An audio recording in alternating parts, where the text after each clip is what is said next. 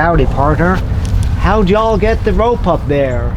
Well, funny you should say that, because that is not the first time I've been asked that question. That is probably the most common question that I get asked as a professional arborist. So in this video, I'm going to show you, the general public, how do I get my rope up there? Hello. As professional tree climbers, what we use to get our ropes in the tree is what's in this cube. This is a storage cube for my throw line, and the throw line is this very thin line, very strong line. There's pretty much no stretch to this line, and it is 1.75 mil in diameter, or 1.8, something like that. Arborists do use a range from probably 1.7 to 2.2 mil diameter. That means that there's not going to be, the friction will be minimal, but it's thick enough that you can hold it in your hand to be able to throw it. On the end of this is a throw weight. This weight is 14 ounces. I have a variation of weights: 12 ounce, 10 ounce, 16 ounce. I typically throw with either a 14 or a 12 ounce. If you have the slightly thicker line, you want to throw with a heavier weight, because there'll be more friction on the line over the branch and throughout the tree. So yeah, so this is what we call a pilot line. Well, we don't call it a pilot line, we call it a throw line, but it is a pilot line. It's the line that you throw up into the tree, which enables you to then pull up your climbing rope into the tree. I'll show you a few of the techniques that we use to get our rope in the tree. So first, I'm going to tie my line onto my ball. I do this using a clove hitch, or a slippery clove hitch. You can find that knot out on our website, climbingarborist.com. I'm not going to show you that here. So once I've got the ball tied on, the first method I'm going to show you is the one that I use personally, and that is the single underarm throw. So you're going to take a bite of the throw line, pass it through the ring. So you've got the bite on one side, and then you got the line on the other. Then I'll hook it all over my index finger and bring it up to, everybody's different, but I do about hip height, and then I do an underarm throw. I get a pendulum swing going. So let's take a look at that. Always want some safety specs on, because you never know when something's going to come back and fling you in the eye.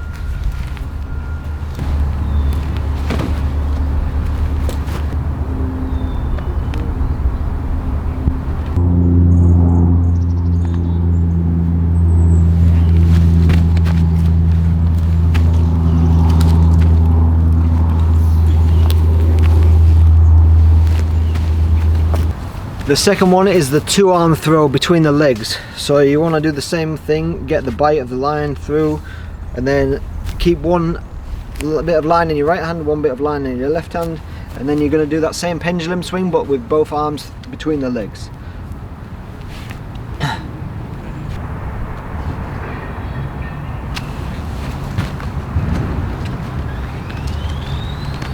So for the next one, do that same thing again, but this time do a shorter one, and we're going to do the overhand this time.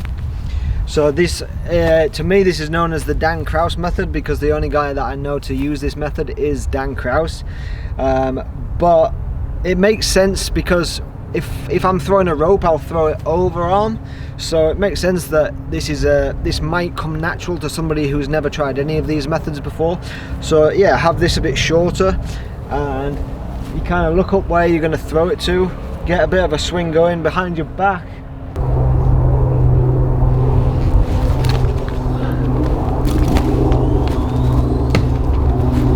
And I always find with that method that it's easier if it's a really steep, really upright shot. Because if I'm doing the underarm throw, I need to step back away from the tree a fair bit, whereas if I haven't got any room, if I'm next to a house, or you know, it's tight quarters, then the overarm is actually, I find I can do a steep shot, get good height. And then the fourth one that I'll show you is one that I won't actually demonstrate. I'll get Irish Dave Hamill to demonstrate this one, but this is his style of like a windmill. So he just gets this line windmilling like this using a single strand of the rope, and then when he wants to release and get his aim, he'll just release it like that. With each one of these methods, you can play with the length of line that you have. So you can have it really short to do your pendulum, or between your legs. You can have it really short, or at hip height, like I do. Or some people have it really long. I think my mate Stu Witt has it like really long like this, and he holds his arm up here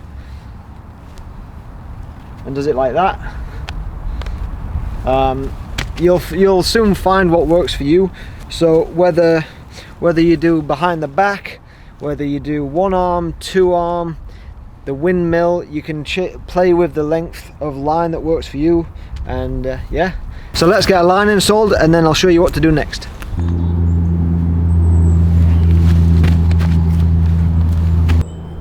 If you follow the throw line up with your eyes and that squirrel as well, then you'll see it goes through that union high up in the tree.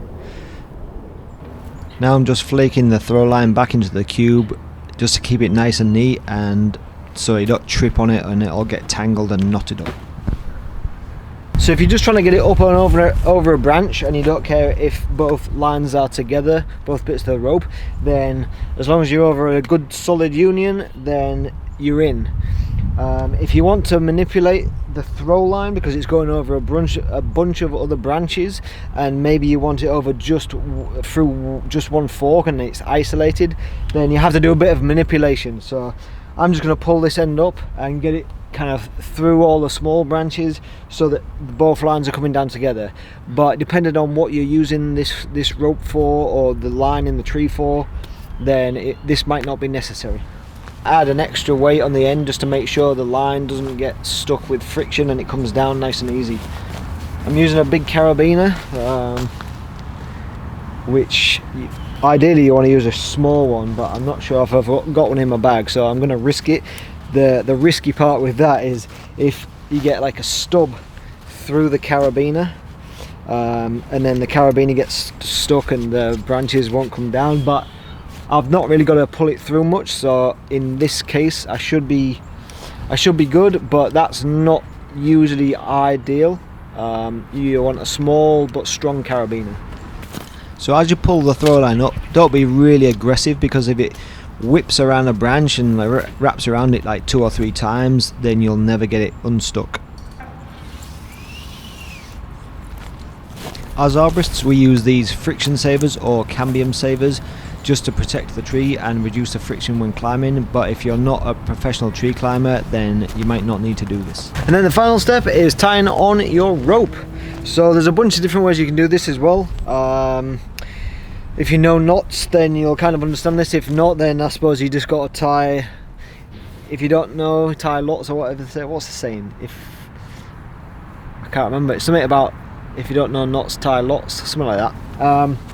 Anyway, one that I often do is I'll pull a bunch of the line through. This is if you're not going through a friction saver, and then tie a girth hitch. Back it up with like a half hitch or 2 to be sure. That's your girth hitch, and then that'll just pull up that bite through the union, and that's one way to tie it on. Clove hitch, half hitch, half hitch, and then a bunch of half hitches together, which kind of make a clove hitch, or multiple clove hitches, I suppose. So that's one way. So that's the way that you pull it through a friction saver. Yeah, so those are my 2 go-to methods. Like that first one was a girth hitch on the bite of a rope. If you pull a bunch of rope through, you could probably just make up something if you're not into knots, and it'll probably pull up as long as you get it somewhat right. At the other end of your throw line and pull it up.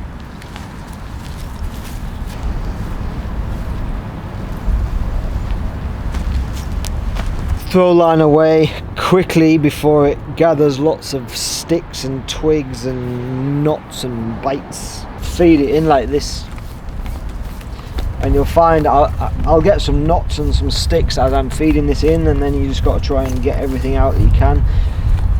Nice and steady. Oh, see, there we go, look. Look, hopefully that's just one little stick causing that problem. So in answer to the most asked question to us professional arborists, that is how we got the rope up there.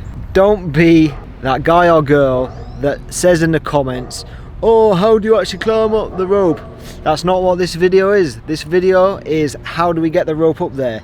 If you want to see all those other kind of videos and learn how to climb a tree, then go to climbingarborist.com or check out all the videos. We have hundreds of videos on the YouTube channel, but this one was how do you get the rope up there. I hope you found that video useful. If you did, please share it with a friend that also might find it useful. If you're new to the channel, then please subscribe, and if you want to see some more videos of some really cool techniques, then check out these two videos. As always, thank you so much for watching. See you on the next video.